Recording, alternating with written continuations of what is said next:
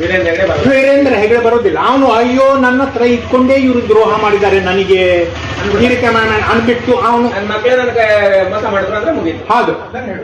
ಅದನ್ನೇ ಅದಕ್ಕೋಸ್ಕರ ನಮ್ಗೆ ಗುರಿ ಸ್ಪಷ್ಟ ಇದೆ, ಡೈರೆಕ್ಟ್.